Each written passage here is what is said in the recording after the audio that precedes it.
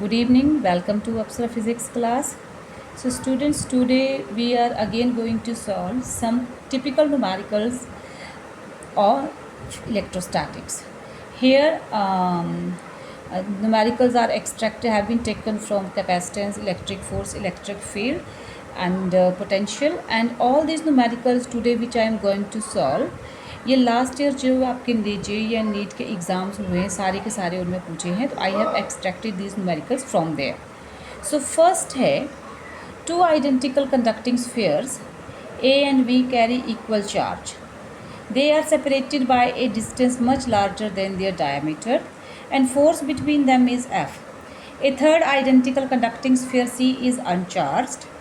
Sphere C is first touched to A and then to B and then removed.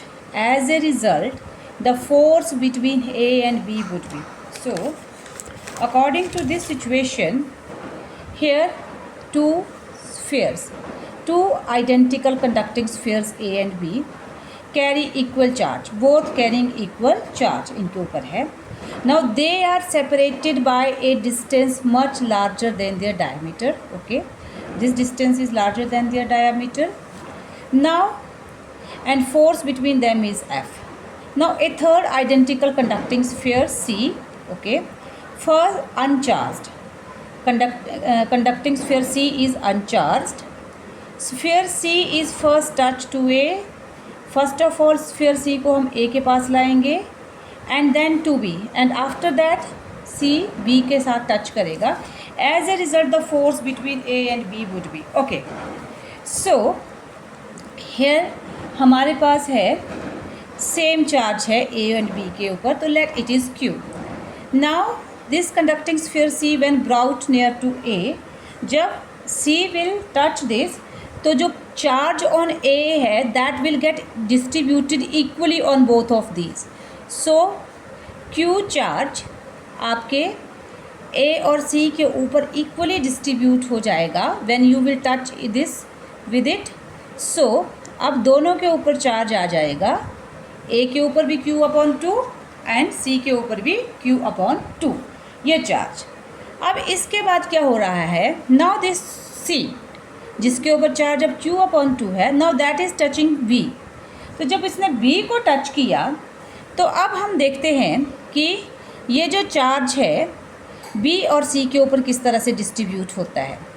तो अब क्या है हमारे पास, when this C is brought in contact with this, तो हमारा जो ये B है इसके ऊपर चार्ज आ जाएगा, इसके ऊपर चार्ज है Q और C ने जब A को टच किया after that it has charge Q plus 2 दे दिया यहाँ पे एंड दैट यहाँ पे ये हमारे पास आया पहले, तो ये देख लीजिए एंड इसको मैं सारा 2 से डिवाइड कर रही हूँ. क्यों कर रही हूँ मैं बताती हूँ अभी आपको. अब पहले ऊपर सॉल्व करेंगे हम, तो ऊपर आएगा 3Q upon 2 upon 2 that is 3Q upon 4. Now हमने इसको डिवाइड किया 2 से क्योंकि हमारे पास यहाँ पे कंडीशन है कि चार्ज जो हो रहा है चार्ज डिस्ट्रीब्यूट यहाँ पे इक्वली डिस्ट्रीब्यूट हो रहा है हमारे पास. तो Q के ऊपर चार्ज था, C के ऊपर चार्ज था, तो जो टोटल चार्ज हमारे पास Q के ऊपर आएगा that will be there average. तो हमारे पास आ गया 3Q अपॉन 4 चार्ज यहाँ पे. अब फोर्स इन्होंने बोला है कि what is force between A and B, तो फोर्स हमें पता है 1/4 pi epsilon not QA QB upon R square. ना 1/4 पाई एप्सिलॉन नॉट, ना QA है आपका Q अपॉन 2, QB जो आपने अभी फाइंड आउट किया that is 3Q upon 4 divided by R square.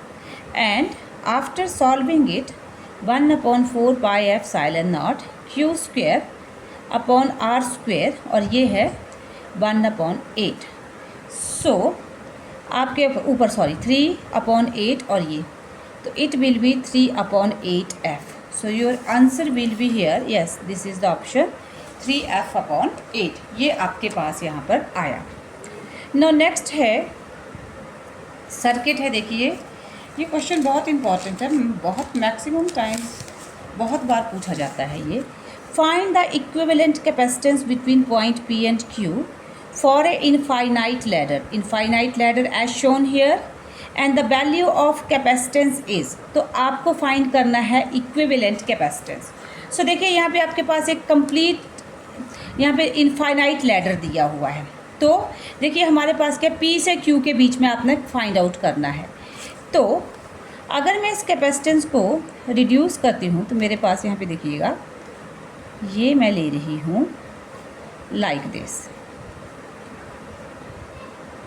Means यहाँ पे आपका देखिए ये है ऊपर 1 microfarad, 2 microfarad and I am assuming rest of ladder का टोटल, रेस्ट ऑफ लैडर जो है उसका कैपेसिटेंस ये आपका, और बाकी देखिए ये इसी तरह से इनफाइनाइट लैडर आपका फॉर्म हो रहा है।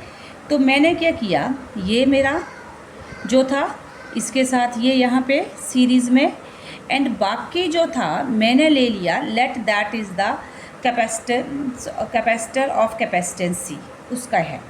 अब ये मैंने यहाँ पे रिड्यूस किया। अब हमारे पास क्या है, ये दो पैरेलल में है and this is in series.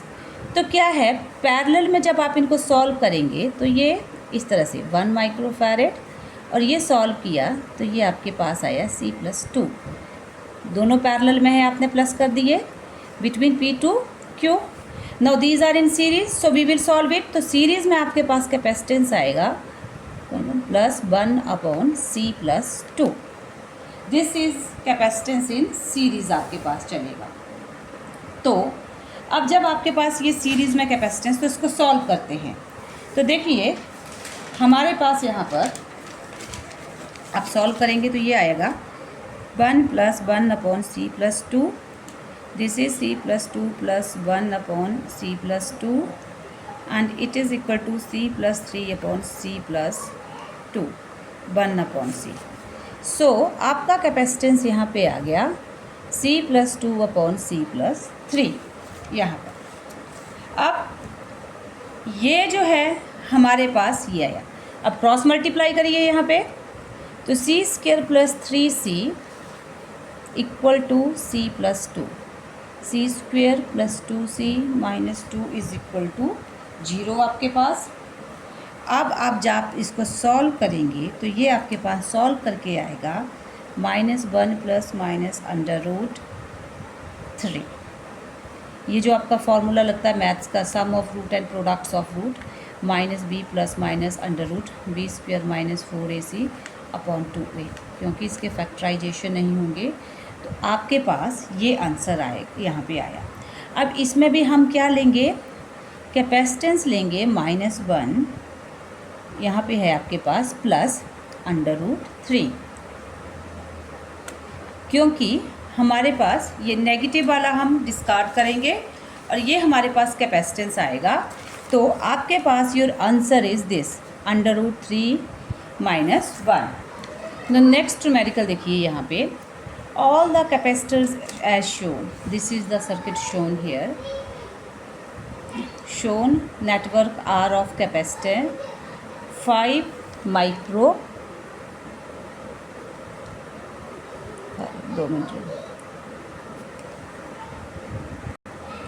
microfarad each. Note that number of capacitor in each row are 1, 2, 4, 8, 16. देखिए फर्स्ट रो में 1, 2, देन आफ्टर दैट 4 होंगे, then 8 and then 16. Find the equivalent capacitance of the network shown between P and Q. तो आपको क्या करना है, यहाँ पर ये जो P और Q दो प्लेट्स हैं इनके बीच में आपको कैपेसिटेंस फाइंड आउट करना है यहाँ पर। तो फर्स्ट रो में 1 कैपेसिटर है, सेकंड में 2, देन 4, देन 8। तो यहाँ पे देखिए ऑल कैपेसिटर्स जो हैं यहाँ पे आपके पास, अब दे आर इन पैरेलल। यहाँ पर हमारे पास आपको ये फाइंड आउट करना है इस तरह से बिटवीन P एंड Q। तो देखिए हमारे पास अगर मैं बोलूँ मेरा CPQ capacitance between P and Q is equal to, अब ये पैरेलल में है और सीरीज़ में भी है आपके पास यहाँ पे। तो हमारे पास देखिए फर्स्ट है, इसका कैपेसिटेंस है C plus, after that 2 capacitor हैं, हर एक का कैपेसिटेंस हम C है। तो ये देखिए आपके पास क्या है, ये 2 कैपेसिटर हैं यहाँ पे, तो C/2 सीरीज़ में है तो 1/c plus 1/c equal to 2/c, that is c/2। फिर वो सॉल्व होके एक कैपेसिटर बनेगा जो पैरेलल में है। देन ये 4 कैपेसिटर हैं, ये सीरीज़ में है। आप सॉल्व करेंगे इसको तो 1/c plus 1/c plus 1/c plus 1/c, तो इट विल बिकम 4/c यानी कि c/4। तो वो c/4 फिर से पैरेलल में आएगा। Similarly c/8 plus c/16 and so on. ये आपके पास गया।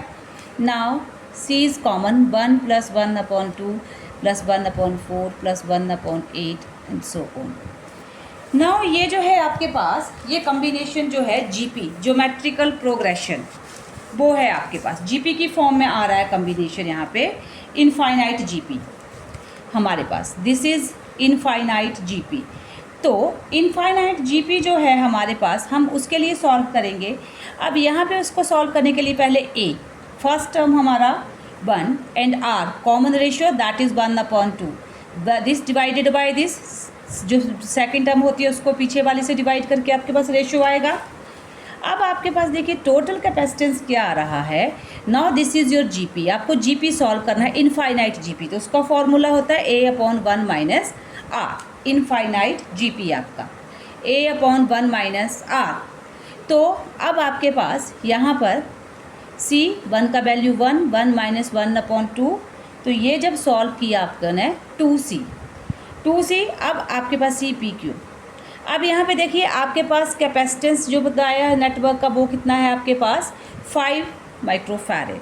तो 2 × 5 that is 10 microfarad. So your answer is this. Okay, next question है, 2 spherical conductors A and B of radii 1 millimeter and 2 millimeter are separated by a distance of 5 centimeter, are uniformly charged. If spheres are connected by conducting wires, then in equilibrium condition, the ratio of magnitude of electric field at the surface of sphere A and B are, its answer is this, and I am leaving this numerical for all of you. Try करिए इसको, अगर नहीं होता है then मुझे बताइए कि क्या हुआ है। But this is a not very typical, it is little bit simple numerical. यहाँ पे आपके पास 2 spherical कंडक्टर्स हैं A and B and their radii are given and they are separated by distance 5 centimetre and uniformly charged. If spheres are connected by connecting wire, then in equilibrium condition, the ratio of magnitude of electric field find out करना है at the spheres A and B. Not very tough numerical. It is a simple है ये, थोड़ा सा tricky है। यहाँ पे आपके पास से सब कुछ दिया हुआ है, आपको ratio of electric field find out करनी है। So please solve it. Then next है, a parallel plate air capacitor has capacitance 18 microfarad. If distance between the plate is made thrice and a dielectric medium is introduced, the capacitance becomes 72 microfarad. Then the dielectric constant of a medium. Here एक parallel plate capacitor है and that has capacitance 18 microfarad.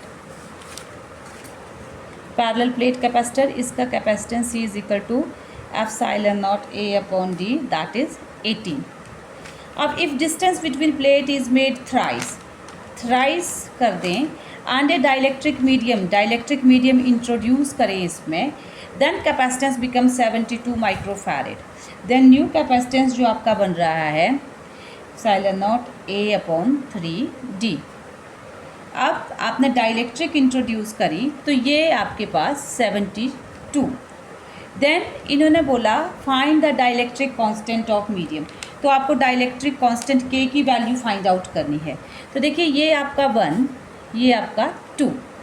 अगर आप 2 को divide करें 1 से, divide 2 by 1, तो तो 2 जब इसको आपने डिवाइड किया C'/C इज इक्वल टू ये आपके पास k epsilon naught A/3d and that is divided by epsilon naught A/d, that is 72/18। तो यहाँ से ये सेम फैक्ट कैंसिल हुए, आपके पास ये आया, it implies k/3 is equal to 4, and k is equal to 12। So dielectric constant आपके पास आ रहा है 12। मैं थोड़ा सा फास्ट कर रही हूँ बिकॉज वीडियो जो है वो थोड़ा लेंथी जा रहा है। नेक्स्ट न्यूमेरिकल देखिए, यहाँ पे हमारे पास क्या है, the combination of parallel plate capacitor is maintained at a certain potential difference. When a 3 millimeter thick slab is introduced between all the plates in order to maintain potential difference, the distance between plate is increased by 2.4 millimeter. Find the dielectric constant of slab. Again मैं एक बार repeat कर रही हूँ कि a combination of parallel plate capacitor is maintained at a certain potential difference. When a 3 millimeter thick slab is introduced between all plates, in order to maintain same potential difference, the distance between plates is increased by 2.4 millimeter. Find the dielectric constant of slab. अब क्या है हमारे पास कि जो combination है ये parallel plate capacitor का है, that is maintained at same potential है। And when we introduce 3 millimetre thick slab हम इंट्रोड्यूस करेंगे तो इसको सेम पोटेंशियल पर मेंटेन करने के लिए क्या कर रहे हैं, the distance between plate is increased by 2.4 millimetre. When we have introduced a 3 millimeter thick slab, तो in order to maintain the potential, same potential just like before, we have to maintain the distance between plate by order of 2.4 millimeter. तो हमें अब dielectric constant जो है find out करना है। तो क्या है हमारे पास, देखो ऑल कैपेसिटर जो है they are connected in parallel में है, and for a given amount of charge to maintain same potential difference, the capacitance of each capacitance should remain same. हमारे पास ये जो कैपेसिटर, आपके जो कैपेसिटर हैं ये पैरेलल में है और सेम अमाउंट ऑफ चार्ज के लिए जब हमें इनको सेम पोटेंशियल पे मेंटेन करना है तो इनका जो कैपेसिटेंस है वो सेम रहना चाहिए। तो अब अगर हम मानते हैं कि लेट डी जो है that is the initial separation between plates, and यहाँ पे लेते हैं हम, मानो D जो है इनिशियल सेपरेशन है, इनिशियल सेपरेशन बिटवीन प्लेट्स। ये जब इनिशियली जब सारे के सारे मेंटेन थे सेम पोटेंशियल के ऊपर, तो तब हम मानते हैं कि D जो है इनिशियल सेपरेशन है। और D डैश जो है हमारे पास ये है separation after insertion of dielectric. जब हमने डाइलेक्ट्रिक इसमें इंसर्ट करी तो प्लेट्स के बीच में गैप 2.4 मिलीमीटर तक हमें शिफ्ट करना पड़ा। तो हम मान लेते हैं कि डी डैश जो सेपरेशन है after the insertion of dielectric. तो इसका मतलब क्या है, अब हमें सेम पोटेंशियल मेंटेन करने का मतलब है कि कैपेसिटेंस अब हम जो है that should be of same order. तो देखिए फर्स्ट में जब बिफोर हमारे पास सारे सेम पोटेंशियल पे थे तो हमारा जो यहाँ पे कैपेसिटेंस आएगा that is F साइलन naught A upon D between plates. और उसके बाद हमने क्या किया, हमने डाइलेक्ट्रिक इंट्रोड्यूस किया। तो डाइलेक्ट्रिक इंट्रोड्यूस करने के बाद कैपेसिटेंस आएगा epsilon naught A D minus T plus T upon K. ये हमारा फॉर्मूला होता है when we introduce dielectric slab between plates of capacitor. तो हमारा कैपेसिटेंस ये आता है। अब हमने ये इनको इक्वल क्यों लिया कि हमने कहा जब हमें सेम अमाउंट ऑफ चार्ज के लिए सेम पोटेंशियल चाहिए तो कैपेसिटेंस जो है वो सेम होना चाहिए। To maintain them at same potential capacitance should be same. So before the insertion of dielectric and after the insertion of dielectric capacitance should be same, तभी पोटेंशियल जो है वो सेम मेंटेन होगा वहाँ पे। तो अब यहाँ पे हमारे पास ये आ रहा है, अब ये सॉरी यहाँ पे डी डैश, ये डी डैश सेपरेशन है after the insertion of plates. अब हमारे पास ये कैंसिल, तो बाकी हमारे पास बचा D dash minus T plus T upon K that is equal to D. And हम इसको यहाँ पे सॉल्व करेंगे तो अब डी डैश माइनस डी को एक साइड ले लीजिए और T minus T upon K दूसरी side, D dash minus D is equal to T लिया, 1 माइनस 1 अपॉन के हमारे पास यहाँ पे आया। अब यहाँ पे 1 माइनस 1 अपॉन के इज इक्वल टू अब देखिए हमारे पास यहाँ पे ये 1/, इसको एक साइड रखा, टी को दूसरी साइड लेके जाइए, D dash minus D upon T हमारे पास। अब क्या है कि ये जो 1 माइनस 1/k, अब यहाँ पे देखिए क्वेश्चन में क्या है कि 3 मिलीमीटर है थिकनेस ऑफ स्लैब, ये आपके पास टी जो है थिकनेस ऑफ स्लैब, एंड आपने बोला कि यहाँ पे क्या है, the distance between plate is increased by 2.4 millimetre. तो D dash minus D, this is the जो आपने शिफ्ट, जो डिस्टेंस आपने किया इंसर्शन के बाद वो है, तो D dash minus D this is 2.4। अब 1 minus 1/k that is equal to 0.8, और यहाँ से इस k को सॉल्व करेंगे तो it will be 5। So here is your answer 5। So now